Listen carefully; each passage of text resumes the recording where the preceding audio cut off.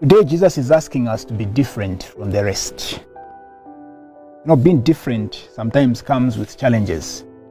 When you try to be different from the majority, from what everybody else is doing, you may be labeled as, you think you are special, you think you're more intelligent, you think you are more pious, you think you are holier than everybody else. You begin to acquire or to be given such names, such titles. What do we mean when we say Jesus today is inviting us to be different? He says, remember, it was said to you that you should hate your enemies. It was said to you that you should only love those that love you.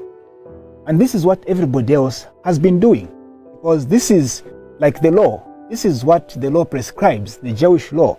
This is what it says. So everybody else is obliged to go by that.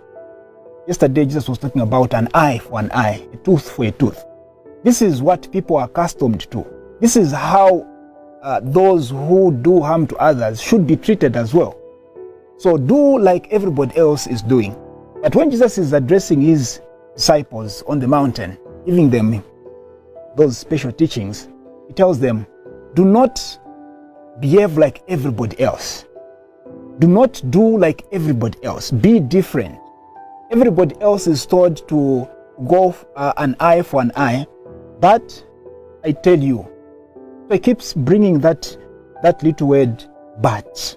Meaning he's trying to also help us change the way we approach certain situations, especially those situations that could be of hostility. How do we approach such situations? Do we fight fire for fire, fire with fire, or we try to be different? Today he's talking about love for enemy. It's not easy to love an enemy. He says, love your enemies. Do good to those who do bad to you. We can easily talk about love for enemy.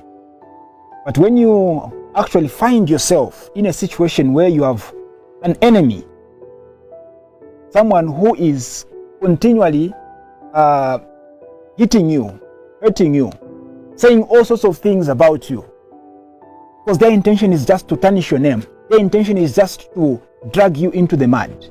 Jesus is saying, love even that person. Is this something that we can easily do? Easily do? Maybe not. Is this something that is possible to do? Maybe yes. Like we were saying yesterday, to be a Christian takes a lot. Sometimes we want to think, Christianity is easy. Just go to a Christian church and be a member. Then you are a Christian. It actually goes beyond just being a member of a church.